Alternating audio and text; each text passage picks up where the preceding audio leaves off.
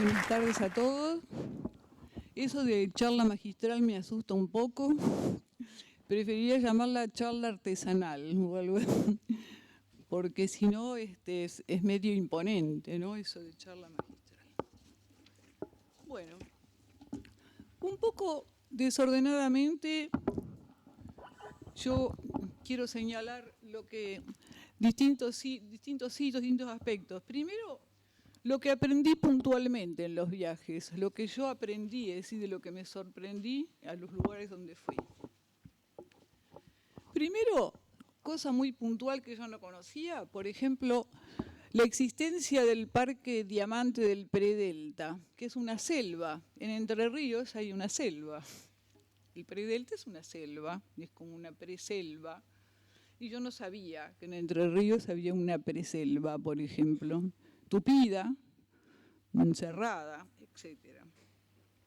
Otra cosa que me sorprendió de los viajes es la cantidad de gente que busca saberes alternativos y prácticas alternativas que están en San Marcos Sierra, en Capilla del Monte, que tienen las creencias más esotéricas para lo que puede ser el común de la sociedad, que tienen que ver con creencias en cosmogonías de los comechingones, en la profecía en Capilla del Monte del 13 al 13, la cuestión de fuerza, la cuestión budista, la cuestión de... Eso es impresionante, la cantidad de gente y el movimiento de gente que hay en toda América Latina en relación a eso. Pero también hay otra cosa que me sorprendió, y sobre todo en los últimos viajes, la cantidad de gente nómade que se va a pastorear por América Latina sin tener ningún oficio o teniendo, digamos, ahora recientemente estuve en Tucumán, estuve en Amaicha, chicas de Mar del Plata que se van a aprender a tejer a Maicha. Y digo, ¿y a dónde vas a ir? ¿A dónde pensás ir? A Perú. ¿Y qué vas a hacer en Perú? Porque les voy a vender los tejidos a los peruanos, que son tejedores. Digo, mirá, es como vender naranjas en Paraguay, porque ellos son... No importa, es un entusiasmo juvenil. Otra también, que está cansada de la hipocresía ambiente de Bariloche, otra piba de Bariloche, entonces se va, ¿a dónde? A Costa Rica. ¿Y cómo vas a hacer? 20 y pocos años son todos, son jóvenes, sí. ¿Y cómo vas a hacer? También, acá estoy aprendiendo a tejer unas carpetitas, no sé, pero se van con entusiasmo, como sin dinero, ¿no? Eso es notable. La cantidad, o tocan más o menos, y piden en los lugares de comida, y la gente da unas moneditas. Y uno ve que son de los sectores medios de acá, o de Rosario, de Córdoba, etcétera, pero se van, se marcan. Eso es una cantidad impresionante. Amaicha tiene 4.000 habitantes y de esos nómades dando vuelta, y no era temporada, había como 50 dando vuelta. Norteamericanos, también norteamericanos fueron a jubilarse, pero eso es otra cosa, y Amaicha, bueno. Otra cosa que me llama la atención, que me llamó la atención leyendo o viajando también, por ejemplo, que Sobremonte es una persona acá y en Córdoba es otra. Sobremonte es la persona que acá se robó los tesoros o qué sé yo qué y huyó cobardemente a Córdoba. En Córdoba Sobremonte es un prócer, tiene una calle, una cañada, una escultura, etcétera. Es decir, son todas cosas que si uno no va, no las sabe, no las entiende. Muchas cosas las aprendí leyendo, pero también se aprende mucho hablando con las personas de los lugares, con los locales. Por ejemplo, en Arequipa, yo estaba en la universidad siempre me ha sido bastante favorable. En los viajes he encontrado gente para hablar. Estaba en Arequipa, que es una ciudad preciosa. Y dije que venía, que quería hablar, y una profesora de la universidad de psicología me dijo que sí, que quería hablar conmigo, etc.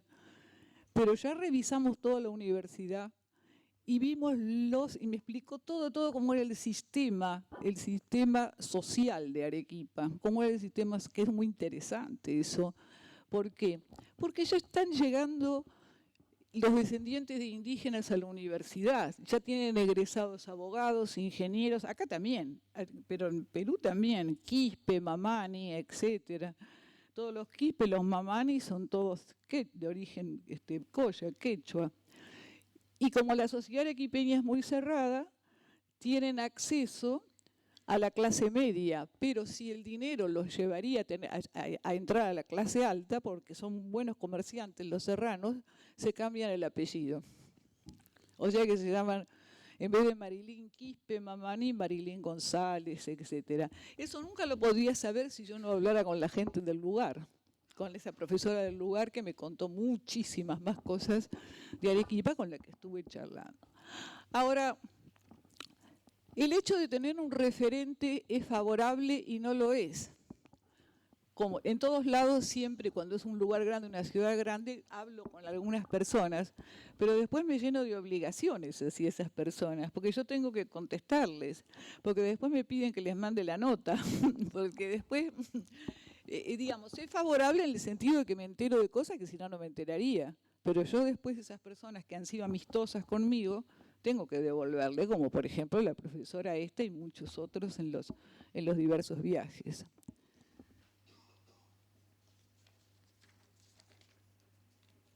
Formosa, Facultad de Humanidades. Otra vez fui a la facultad porque Formosa sí es imposible, no se lo recomiendo a nadie que vaya a Formosa nunca en la vida, a mí no me gustó. Me parece terrible, con razón no llega ninguna noticia porque es terrible. Bueno, pero en la universidad no, terrible Formosa. Sí, la verdad. Pero la universidad no. Me atendió una profesora de literatura, y lo más bien, y me dijo que tenía alumnos, y que tenía alumnos wichi. Y yo le digo, ¿alumnos wichi? Digo, ¿cómo distinguís vos un wichi de un criollo? Ya vas a ver que es distinto. Me dice, ya vas a ver que es diferente. Y me viene el alumnito wichi, más moreno, y con los ojos más oscuros, y más fijos, más atentos que lo que puede ser unos ojos mestizos, ¿no? Y viene el chico, estudiaba literatura, ese chico, wichi era realmente, ¿no? Y escribía, y me contaba que su abuela lo había cuidado y todo eso, un chico de unos 26 años, que tenía el texto, un epígrafe de Sartre. Y el chico era wichi, y había nacido en una colectividad y después llevado y todo eso. A mí eso me interesa, esa mezcla de Sartre con wichi me encanta. Y todas las mezclas de los peruanos que llegaron a la universidad y que van ascendiendo, todo lo que sea ascenso, clase ascendente, me encanta. Otra cosa que me gusta en mis viajes, y lo he hecho mucho, me gusta la conversación con la gente de campo, porque tienen un saber que yo no tengo. La gente de campo tienen una forma de pensar y un saber que yo no tengo. Vengo de otro lado, vengo de otra cosa. Entonces, eso también me interesa y he hablado. Por ejemplo, en un pueblo muy pequeño, Irasusta, que fue muy recordado por mí, todo eso. Fíjense las cosas que pasan. Irasusta tiene 1000 habitantes. Uno va, lo mira y lo ve todo de un solo golpe de vista. Ve la placita, el caballo, las casas, todo se ve así. Y ahí cayó un holandés una vez. Un holandés fue a caer a Irasusta, no sé cómo, no tengo la menor idea de cómo, ¿no? ¿Y dónde aprendió castellano? ¿Quién le enseñó? Un paisano que estaba ahí sentado, que se vestía de gaucho todas las tardes. ¿Y qué me decía el paisano? El holandés volvió, yo no, soy de acá, yo digo volver, qué lindo Irasusta, pero no volver. Pero el holandés volvió a Irasusta. Y el paisano me dice, lo bien que aprendió el idioma acá. Porque tenía tiempo, claro, a la tarde se sentaba, se vestía de paisano. Paisano tenía hijos. Los más morenos le salían criollos. Andaban con bombachas, con un poco fajas, y los rubios, las rubias andaban medio de short, remerita, así, una cosa ojota. Era notable eso, porque son mucha mezcla de criollo y alemán, que es muy buena mezcla. Mezcla de criollo y alemán, ¿no? Muy buena mezcla. Bueno, entonces me dice, lo bien que aprendió el idioma. O sea que el tipo se fue hablando holandés con acento Irasusta del campo, qué sé yo lo que era pensar. Después les pregunto un poco cómo hacen ellos con las mascotas, los animales que los siguen. Ellos no dicen mascota, como decimos nosotros, dicen los criados a biberón. Los criados a biberón, dice. No, la mayoría te dice que los criados a biberón no los matan. Ellos no los matan, criados a biberón, dice. Y te dicen cómo, las costumbres de los animales, cómo entra el caballo a la cocina a comer azúcar, y les ponen nombres de moda, Mariela, Jonathan, le ponen nombres a los animales, le ponen sí nombres de moda. Y después otros, ellos reconocen la parte, distinguen mucho entre cristiano y bestia porque dicen humano, dicen cristiano, un cristiano dicen, un animal de un cristiano. Pero uno me dijo, el caballo visto de frente es propiamente un cristiano. Es gracioso, ¿eh? Es muy gracioso. Otra cosa que no tiene que ver con los del campo, pero lo que no pensé nunca, por ejemplo en Neuquén, que se trabajara tanto por los derechos humanos. ¿Cómo se trabaja por los derechos humanos? Qué interesante.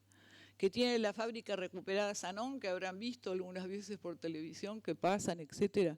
Y que estuvo Monseñor Esaine, y que eso sí es medio conmovedor, porque es ver cómo Neuquén, que está no exactamente cerca de la frontera, pero está cerca de la frontera, y hay una inscripción en la catedral que dice cómo han recibido a los chilenos exilados, es decir, cómo la iglesia recibió a los chilenos exilados. Entonces, ante la imagen que tienen de Saint dentro de la iglesia, la gente se pone ¿cómo se llama?, a rezar y se reza con las manos abiertas. Es emocionante, me dijo, ¿no? Me emociona, trabaja mucho Neuquén por los derechos humanos. Cosas que me dejaron pensando después de los viajes, es decir, como el residuo del viaje es cuando vos te quedás pensando. En los últimos viajes que he hecho, que fueron al Bolsón y Bariloche, a Tucumán y a Los Toldos, del Coliqueo de Los Toldos, yo no sé si ustedes saben o tienen idea que a 270 kilómetros de Buenos Aires hay un pueblo prácticamente totalmente indígena, que es el pueblo de Coliqueo, la tribu de Coliqueo. Lo sabe la gente de Lincoln de ahí, que parece que había un dicho que dice, te salió el coliqueo de adentro, era como te salió el indio de adentro, ¿no? Es de la zona cerca de Lincoln, de Junín, es. Pero lo que ocurre con esta tribu de Coliqueo es que el bisabuelo de Coliqueo pactó. El bisabuelo de Coliqueo pactó, nada menos que con Mitre pactó.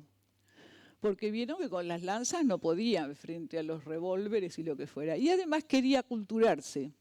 Es decir, ese Coliqueo quería la instrucción, quería la escuela, se murió pidiendo escuela, se convirtió al cristianismo, etcétera, etcétera. Por lo tanto, les otorgaron tierras y por lo tanto, en ese pueblo que se llama Los Toldos, que tiene dos nombres, General Viamonte y Los Toldos. Para sacar boletos, General Viamonte, pero es Los Toldos. En ese pueblo el 70% es coliqueo o descendiente de los coliqueos.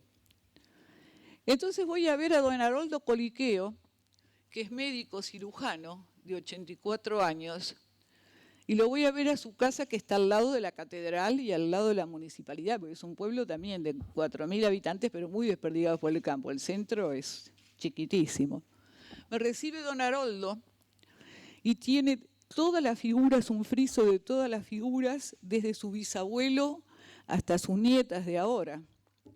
Los bisabuelos, lanza en ristre, pelo largo, la chuza, la lanza en ristre, etc. El abuelo ya, Antonino Coliqueo, el abuelo escribe lo más bien, porque los caciques tenían un hijo escribiente, un hijo que sabía escribir, educado, escribe muy bien, escribe re bien. Entonces le digo, don Haroldo, ¿usted está de acuerdo con lo que hizo su bisabuelo? Creo que sí, Ignacio Coliqueo, con lo que hizo Ignacio Coliqueo. Y sí, mi hija, dice, porque si no yo no estaría acá. Médico cirujano, trabajó por la comunidad porque es una bella persona, trabajó por su comunidad, para el Día del Indígena, para concursos literarios de la comunidad, etcétera. Pero me dice... Don Haroldo y la arboristería indígena, ¿qué piensa usted? No, mija, dice, a la tecnología no hay con qué darle. Es un cirujano. Es un coliqueo, pero es un cirujano. Me dice, mire, ahora hay centellograma, hay hepatograma, hay de todo, ¿ven? Yo me separé de mi mujer hace unos años, con la cual nos llevamos muy bien, y para diciembre me regaló un plasma. ¿Vio lo que tenían los televisores de antes, que tenían todo un coso así, un socotor? El plasma no tiene nada, está como que todo va siendo cada vez más fácil, más sencillo, más tecnológico. Yo venía de Bariloche, donde el contexto es muy distinto. En realidad los coliqueros no tenían más remedio que aculturarse. No tenían más remedio que aculturarse porque el contexto es distinto. A 200 kilómetros de Buenos Aires, con la presencia de pueblos cercanos grandes, ya como Junín, como Pergamino, ¿qué iban a hacer ahí? ¿Qué iban a defender o estar y con la división de tierra de la provincia de Buenos Aires? El contexto de los indios del sur es otro. ¿Qué es el contexto? Una enorme cantidad de tierra, donde es otra la situación, y es cierto lo que me decía un historiador de Bariloche, que los mapuches han sido argentinos y chilenos, que no es cierto que haya argentinos que seguramente han ido de un lado a otro, seguramente eran los mismos con diferencias dialectales. Y eso es lo que piensan los mapuches del sur, que la tierra es de ellos y no se rinden, pero no se rinden nunca. No se rinden y yo le dije al cacique del Bolsón, dígame, pero una escritura que tuvieran, así como estamos acostumbrados nosotros a tener una escritura. No, señor, me dice, una escritura habla de posesión, una escritura habla de propiedad, una escritura, la tierra no es nuestra propiedad, nosotros somos parte de la tierra y no podemos venderla o enajenarla porque sería vendernos a nosotros mismos. Sí, claro, yo lo digo, pero marche preso. Si no tenés escritura, los pueden joder igual. Pero quiero decir, entonces vos te pones a pensar, ¿quién tiene razón? ¿El que se aculturó o el que resiste y sigue resistiendo? Los dos tienen razón. ¿Sí o no? Distinto contexto para mí, los dos tienen razón. Los dos.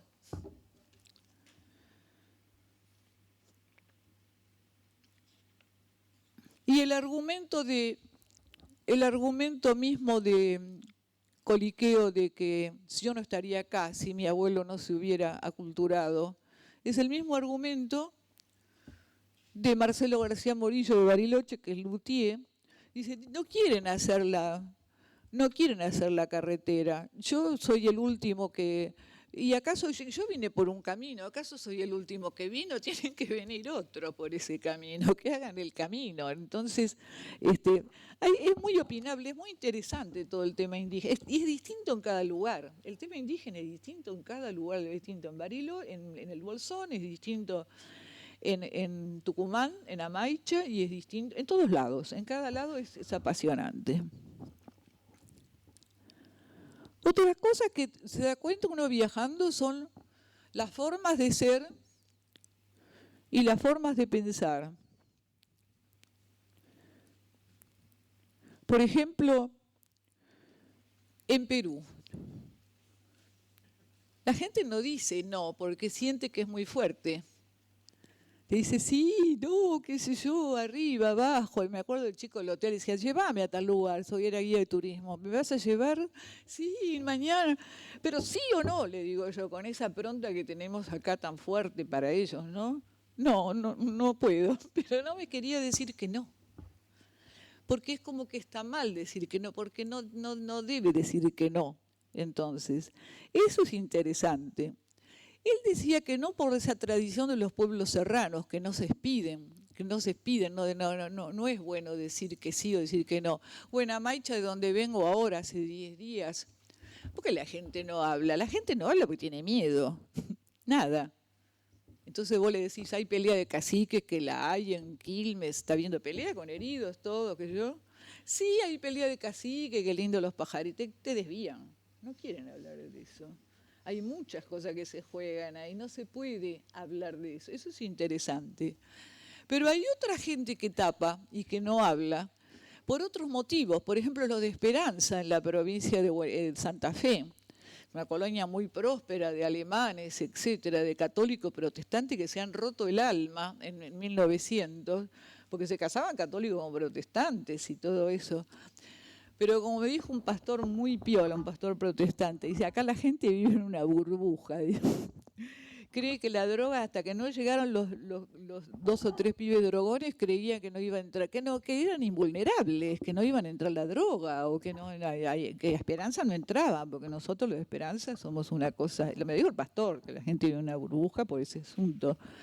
Entonces vos le preguntabas, pero ¿no ha habido peleas en los comienzos cuando se casaba un católico con un protestante? No, todos decían ni un sí ni un no. Eso es una negación, es otra forma de no querer hablar. Es no querer hablar, porque al estar tan prósperos, ellos suponen que sus antepasados eran inimputables, o qué sé yo. Debe haber habido cada mambo en Esperanza en ese tiempo. Se deberían insultar como se insultan las parejas de católicos, chupacirios, esto, lo otro. Debe haber volado eso. Pero niegan, pero es otra negación. Eso es por el antepasado, porque al ser ellos tan económicamente tan poderosos, consideran que sus antepasados los tienen idealizados, son perfectos. Debe haber pasado de todo.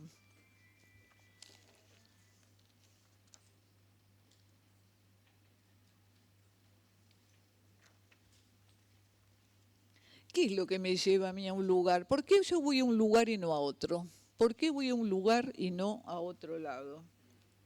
Yo intuyo que me va a salir bien. Intuyo que ese lugar me va a gustar, porque no sé si me va a gustar. Hasta que no está, no sabes si te va a gustar o no. Intuyo que me va a gustar. Por ejemplo, ¿por qué yo fui? Porque yo sabía que Tafí del Valle no me iba a gustar del todo y que Amaicha me iba a gustar más. Y no sé por qué, pero de hecho Amaicha me gustó más y Tafí del Valle me gustó menos. Yo, por ejemplo, me gusta mucho, yo tengo mucha simpatía por los paraguayos. Yo creo que estos viajes voy a ir otra vez más a Asunción. Pero el móvil no interesa por qué me gustan. El móvil lo examina uno después. Es como cuando te enamorás. ¿Por qué te gusta alguien? No sabés bien. Después hay que esgrimir una serie de argumentos racionales. Y sí, ¿por qué te gusta? Después tenés que para explicarle a otro, ¿por qué me gustan los paraguayos? Puedo decir 1000 cosas, porque son espontáneos, porque son activos, porque son alegres, porque no son depresivos, qué sé yo, 1000 cosas. Cosas lindas que me han pasado con estos libros de viajes, por ejemplo. Una señora que leyó el libro y vio la nota de Irasusta. Irasusta es ese pueblo que les digo de 1000 habitantes que me gustó mucho, pero que es una cosa que no se le ocurre ir a nadie, más o menos. Estábamos en un teatro, me reconoció y me dijo que había leído la nota de Irasusta y que ella quería ir. Y después me manda un mail y me dice que fue a Irasusta y se metió, porque te dejan meter, se metió en todas las casas y que cocinó y que se cambiaron recetas de cocina con la gente. Y digo, mira qué lindo, digo yo. ¿No? ¿Es un efecto bueno o no? Es un efecto agradable. Se metió. Porque la gente en los pueblos chicos te deja meter en todos lados. Decir, entre, te dicen, y vos te sentás ahí, te dicen, o quédese a comer, o no sé. O sea que yo digo, esto sirvió, porque esta fue allá y la pasó bien y la gente también. Después otras cosas, por ejemplo, que por supuesto que uno de los viajes va y mira todas las cosas que hay que mirar y los museos, y en Perú fui al Museo del Oro y fui al Museo Histórico y fui a los barrios y te muy distintas cosas y lo que vos quieras. Pero de repente te queda algo que no tiene nada que ver con ningún saber particular, te tiene que ver con una inquietud que te quedó. Yo estaba charlando muy bien con una vieja peruana en la entrada del Museo del Oro, 1 hora faltaba para abrir, y ellos siempre, los peruanos, tienen algún sueco, algún norteamericano de huésped, qué sé yo, porque los tienen ahí en la casa. Tenía una sueca que hablaba un castellano, era profesora de castellano, Pero yo me entendía también con la vieja peruana, y eso que la vieja tiene modismos, y tiene muchos modismos. Pero hablamos todo, hablamos hasta de política y todo, y qué sé yo, y de repente la vieja saca un perfume así y me tira perfume. Y yo de todo ese viaje lo que más me quedó como incógnita, ¿por qué esa mujer me habrá tirado perfume? ¿Qué significado tiene? Te quedan incógnitas, te quedan incógnitas de cosas que vos decís, ¿y esto qué pasó? O por ejemplo, cosas que uno recuerda. Yo, por ejemplo, del pueblo de Los Toldos, lo que recuerdo es la visita a don Haroldo Coliqueo, lo recuerdo perfectamente, todo lo que me dijo, lo que hizo, etcétera. O ahora en Amaicha, ¿qué es lo que recuerdo? Muchísimas cosas, pero, por ejemplo, entrevisté a la Pachamama, y la Pachamama se elige por votación. Es una vieja que le eligen por votación, una mujer grande, 90 años. Un duende, toda flaquita, movediza, cuida a los animales, cría las cabras. Yo la iba a buscar con un remis. ¿Y ella dónde iba? En la parte de atrás de una motocicleta con un nieto, un vecino. Flaquita, chiquita, así, todo eso. Entonces la Pacha en motocicleta, es raro, ¿o no? Es extraño, es una cosa que... No, y además me llevó, me dijo, en la familia, ahí estuvimos charlando, todo eso. Bueno, entonces recuerdo esas cosas que seguro que no te olvidas nunca. De muchas cosas me voy a olvidar, pero de eso no me voy a olvidar nunca. ¿De qué me acuerdo del Bolsón? Que me invitaron a ver una representación de una farsa medieval muy bien hecha, con instrumentos medievales y de todo eso. ¿De qué me acuerdo más? Me acuerdo del momento que el dueño de casa, que el luthier que hacía de actor, se quebró por una exigencia de la representación, y el gato de la casa, porque en la representación era una casa, se acercó sigiloso a verlo, a ver qué le pasaba. Se percibió que este hombre, el hombre se puso así, era una exigencia, pero lo sintió como que se había enfermado o algo así. Y el gato se acercó y lo miraba así. Entonces después me dijo, el gato actúa todos los días. Dice, acá actúa el gato, actuamos en la casa y actúa todos los días. Y eso seguro que no me voy a olvidar, me produjo una honda impresión. ¿Por qué? No sé, no sabes por qué. Porque no es necesario verlo todo. A mí no me gusta ir a los cementerios ni a las casas donde vivieron escritores. Fui muchas veces a Chile, jamás fui a la casa de Neruda, no me importa. No me importa el Père Lachaise, el cementerio de Francia, de los famosos. No me importa ni los cementerios ni las casas donde vivieron los famosos. Son casas, vivieron en casas y bueno, qué sé yo, no sé, son gente. Y tampoco quiero estar 50 años para buscar el hotel más barato, ni quiero ir a 94 iglesias, y lo que no hay que dejar de ver. Si hay que dejar algo de ver, yo juro que yo en Europa, si tengo que dormir la siesta, duermo la siesta en Europa. Porque en general vamos surgidos por el viaje, que es caro y que hay que aprovechar el tiempo y hay que ver 72.528 cosas. No es necesario, no es ni de con ver alguna, si bien es mejor. Que no va a ser todo el ray de todas las iglesias, de todo el último vestido del último santo, no es necesario.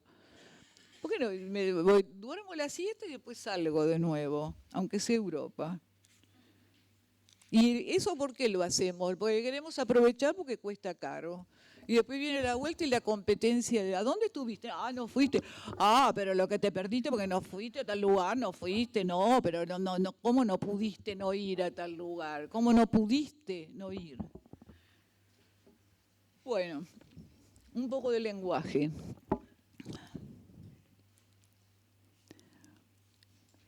Contrasta el lenguaje de la zona nuestra y de Rosario, del Río de la Plata y su zona de influencia que viene a ser Rosario, un poco con todo el interior y con toda la zona serrana. A ellos el nuestro les suena más fuerte, más duro, más intimidante. Nuestro lenguaje es traiga, lleve, haga, acordate, damos.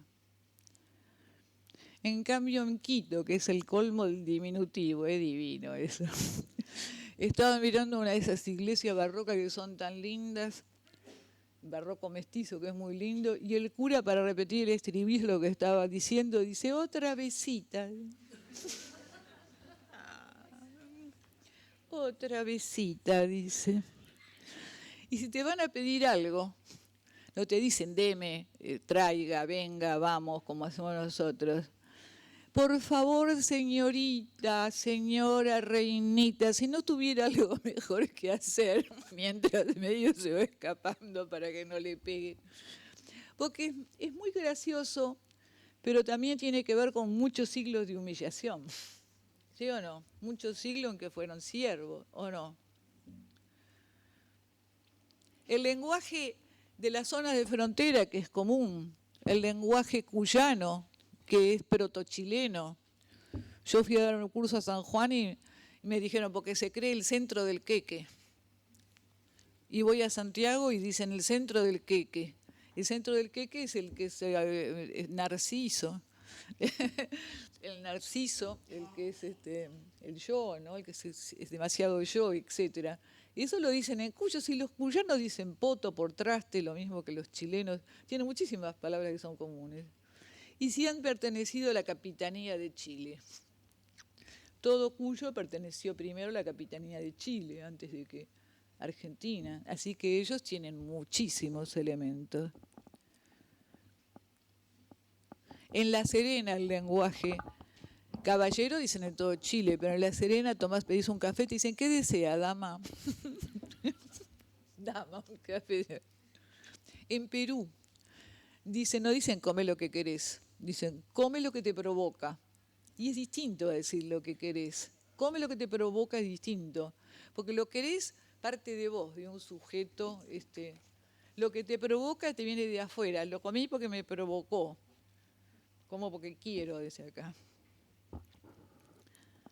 Todo lo que la provincia de Buenos Aires es sazón, Córdoba es son. Calorón, calororzón, dice el cordobés. Patadón. Y después, por ejemplo, qué notable la connotación de algunos términos, como por ejemplo el guachafo peruano, que equivale a cursi.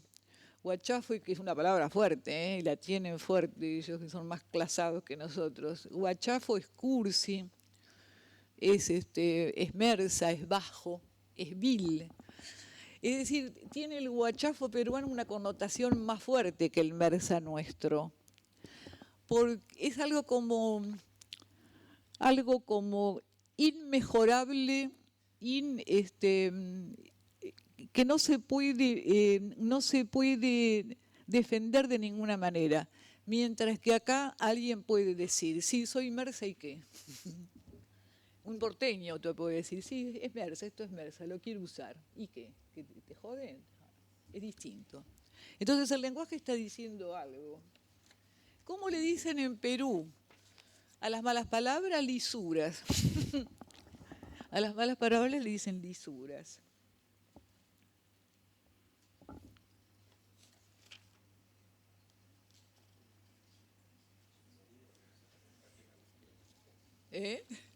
No, después me dicen. ¿Cómo? El boludo sí, el boludo siempre. En Paraguay, que letrado equivale a taimado. Una vez estaba en Asunción, la primera que estaba en Asunción, me dice, qué bien que habla el castellano usted, me dijo un paraguayo. ¿Ah, sí? ¿Por qué? Me dice. Y es un tipo del pueblo, de la calle, me dice, y porque nosotros a la gente que habla muy bien le tenemos un poco de miedo. ¿Sabes por qué? Porque el porteño, que fue comerciante siempre, le roscó la víbora a los paraguayos todo el siglo XIX, más bien. Los brasileños son comedores de tierra, digamos. Y el porteño es versero, era versero, les hacía el verso del comercio, etcétera.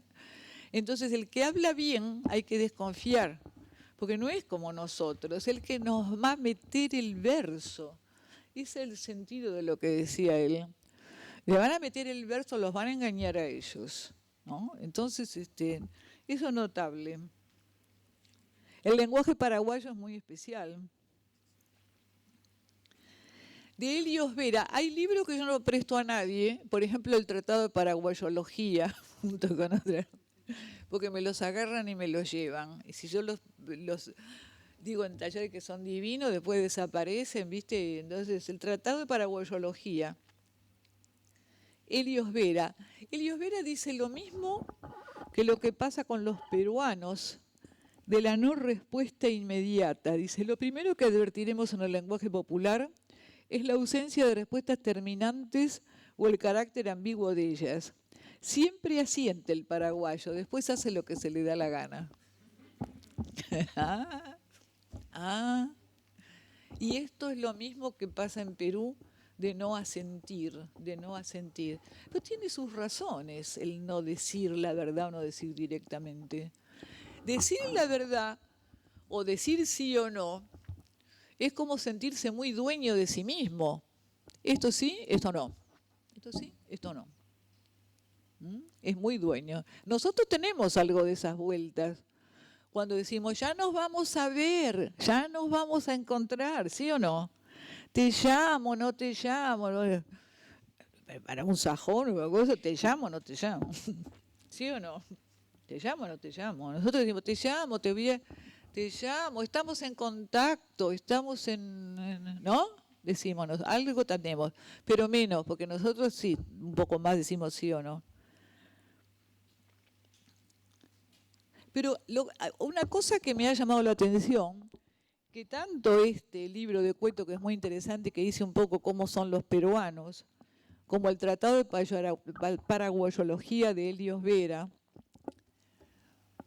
cómo se tiran tierra a sí mismos los paraguayos y los peruanos, cómo dicen de manera tan, yo no sé si es bueno eso, de manera tan exhaustiva todos los defectos de esa sociedad. Es una forma como de echarse tierra encima de alguna manera, es una forma de no perdonarse muy grande, que no sé si es útil o conductivo, o conduce a algo.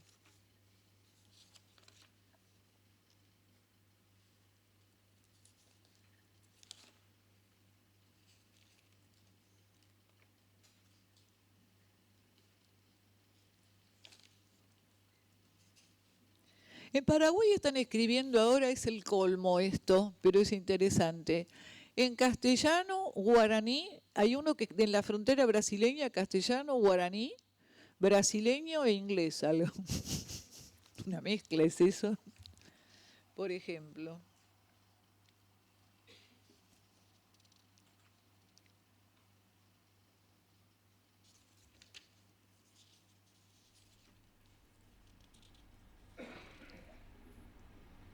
Bueno, ahora yo quiero que ustedes me pregunten algo, me digan algo y que se haga más en base a preguntas. Hay más para hacer mucho más, pero quiero que me pregunten ustedes lo que quieran saber y si yo puedo contestar, contestaré.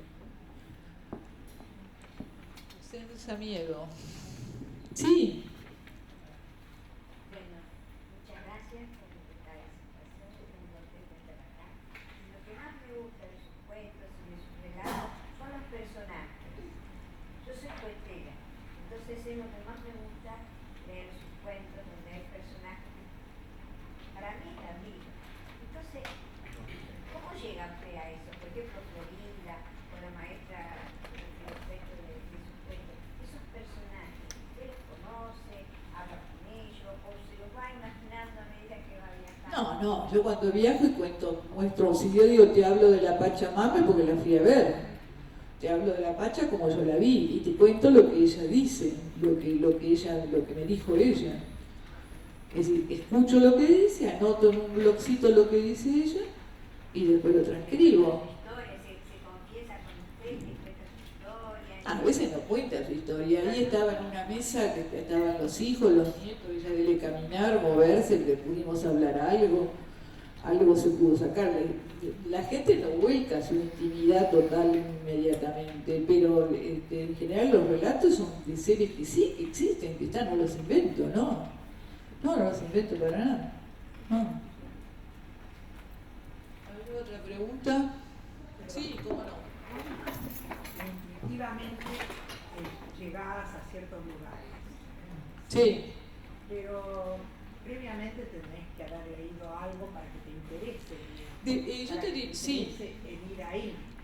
Depende del tamaño del lugar. Si es una ciudad grande, sí, leo y mucho. No quiere decir que yo vaya a encontrar todo lo que quiera poner. Y yo, por ejemplo, San Miguel de Tucumán, que es una ciudad grande con gran tradición, he leído mucho.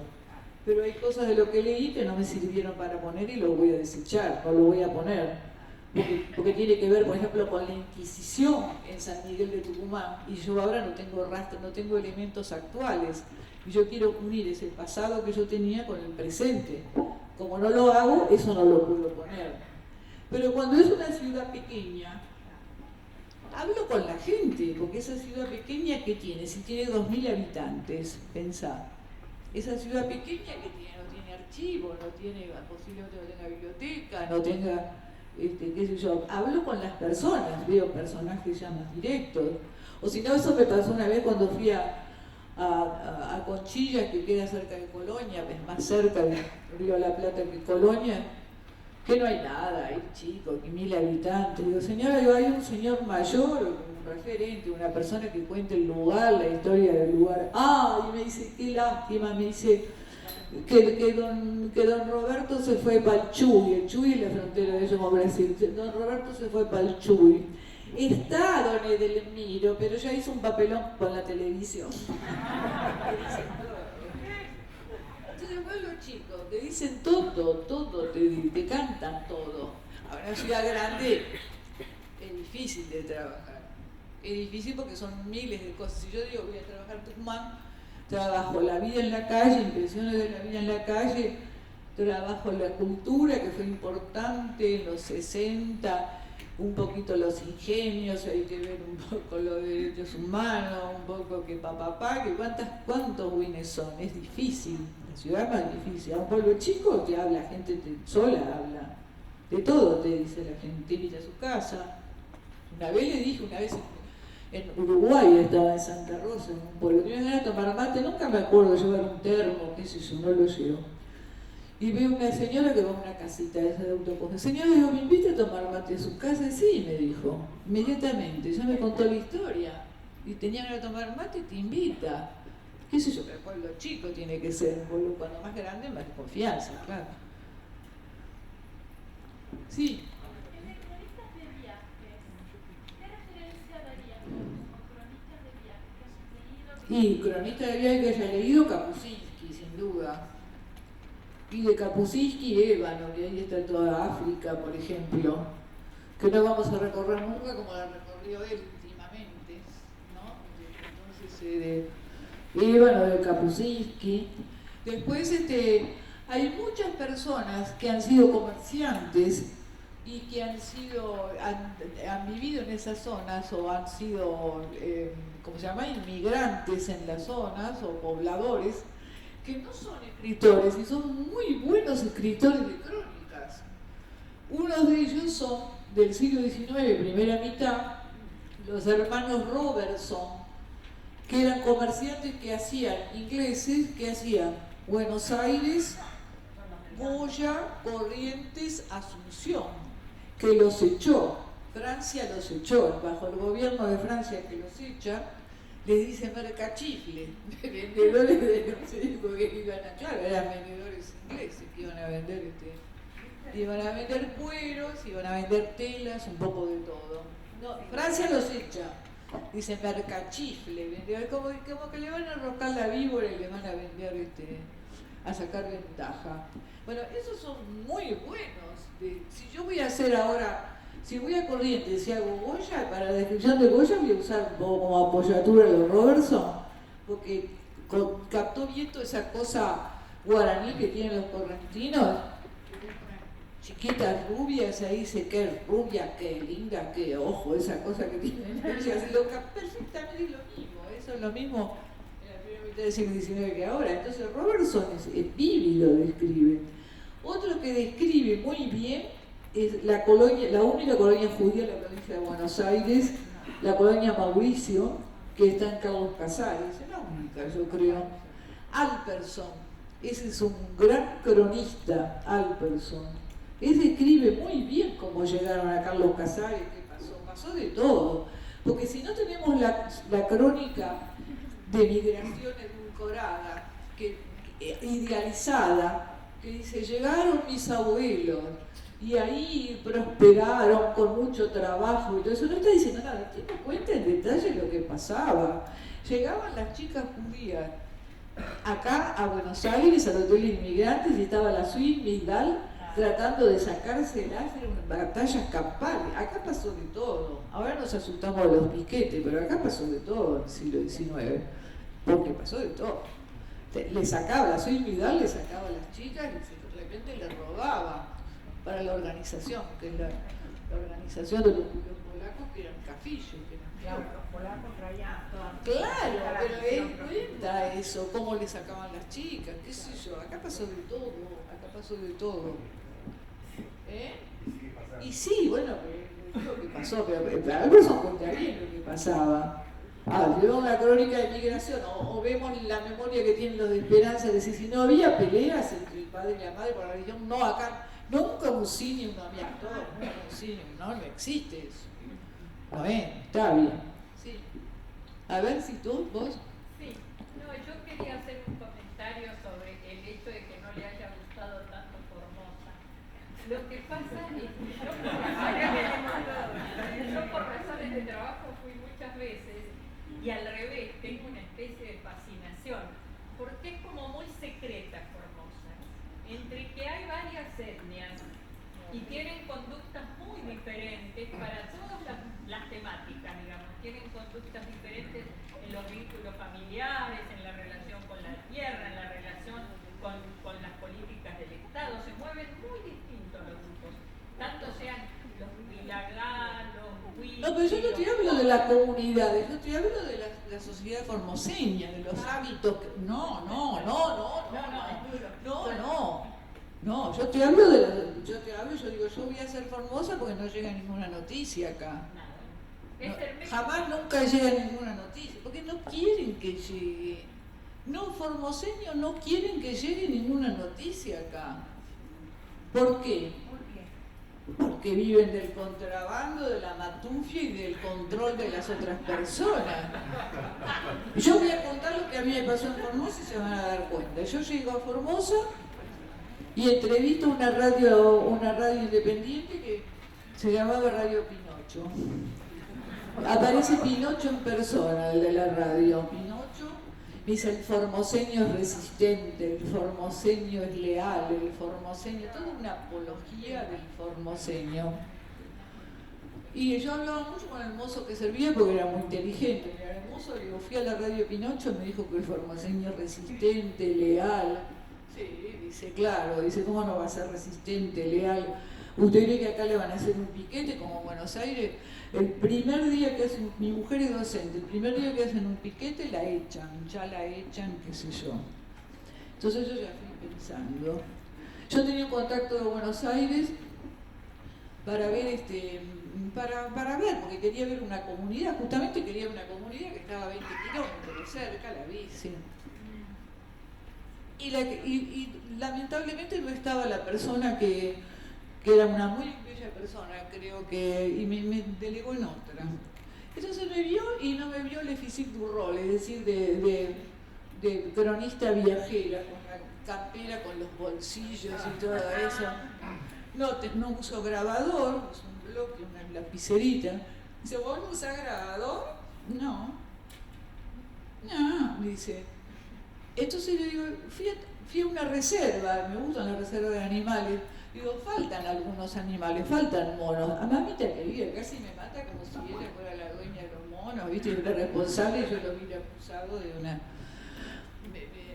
Yo te hice una entrevista con el obispo, me la prepo, me hizo una entrevista con el obispo, no sé de qué signo era, no sé, pero yo qué le digo a este hombre, qué miércoles, no lo conozco, no sé si es afín, que es eso. Entonces, pero de prepo no se hace así, se pregunta, ¿querés una buena? Voy a ver al obispo y ¿qué le digo? Pavadas, le digo, ¿cuántas motos que hay en la capital? ¿Cómo cantan los pajaritos? Todo así. Me mira bien a los ojos, me dice, pero en el interior hay mucho. mucha pobreza. Me dice, bueno, me dice, sí, porque yo no iba a ser. Dice, yo no te voy a acompañar, pero te voy a mandar un fotógrafo que te acompañe para ir a una escuela. Fui a una escuela cerca porque yo quería ver enseñanza bilingüe, que la hacen, sí, enseñanza bilingüe. Quería ver cómo era con el maestro, cómo se cosas, todo. Voy a la escuela, me manda con un fotógrafo de la CIDE, de Mendoza. Fotógrafo raro, muchacho. No pretendo que sea muy amable, pero era raro. La directora de la escuela, que no cargo, descargo con los viajes, no cargo yo. Llevé libritos y algo de ropa porque pensé que iba a ir a una escuela así, que iban a necesitar. La directora no me quiere autorizar para entrar. Vengo de Buenos Aires a ver la escuela y me dice, no tengo autorización de no sé quién. Al fotógrafo raro le digo, vos que sos de la CIDE, la CIDE, vos pedí autorización ahí al base, como se llame. No tengo el número, me dice. Tengo el número, me dice. La escuela no me recibe. Digo, yo voy a ver a alguien acá. Las casitas sí que se habían construido casitas, no eran raras, una casita muy humilde, pero casitas al fin. Y fuimos a ver una señora con el fotógrafo al lado. Nos llevó un nene a ver una señora. Fuimos a ver una señora, la señora nos recibió afuera. Adentro entraba y retaba en toba, afuera hablaba en castellano porque ponía la mesa afuera porque llevamos de sopetón. Se empezó a quejar. El fotógrafo le sacaba fotos. Era un comedor la señora, se empezó a quejar. Que antes la droga no había entrado, que ahora había entrado la droga, que los chicos juntaban plata y se compraban vino, se compraban droga y después en la canchita no sé cuánto, que la ambulancia no había, que no sé qué, clic, clic, clic. Cuando yo salí de ahí, yo digo, esto es un espanto, estas mujeres se son capaces de sacar un comedor, esto, ¿o no? A la tarde, yo iba a charlar con un librero de la Costanera, librero papelero, le digo, ¿sabe que fui al kilómetro 40? Sí, ya sé. Estábamos a 50 kilómetros, él estaba en la Costanera, y después del hotel, ¿verdad? Y yo había ido ya a la escuela. Yo ya lo sé, después no sé cómo lo supo porque se puso a vender. Pero lo sabía, o sea, y en el aeropuerto, final, porque fue larguísimo todo, final, en el aeropuerto yo salgo a fumar en el patiecito del aeropuerto, afuera, ahí, y me dice un señor, buen día, un señor civil, con buen tono normal, neutro normal. ¿Usted este viaje lo va a hacer otra vez? ¿Qué importa? Bueno, pero no era vos de decir que le importa. Otra vez dije, qué linda Formosa, viene de turismo, qué lindo, mucho pajarito, mucho. No lo hago otra vez, no lo voy a hacer otra vez, no lo hago otra vez, horrible, lo peor que vi yo. ¿Y vos qué decís? ¿Vos qué vas a hacer? ¿Qué pasó eso? No sé. Sí. Uno viaja, después vuelve. Sí. ¿Vos cómo lo sentís mejor? Yo sé que cada uno escribe diferente, pero ¿cómo lo sentís mejor? Cuando vos después volcás tu crónica en presente o lo haces como un recuerdo. Estoy hablando de tiempo de largo, es una estupidez. No, está bien. A veces lo hago presente y a veces lo hago como un recuerdo, de las dos maneras.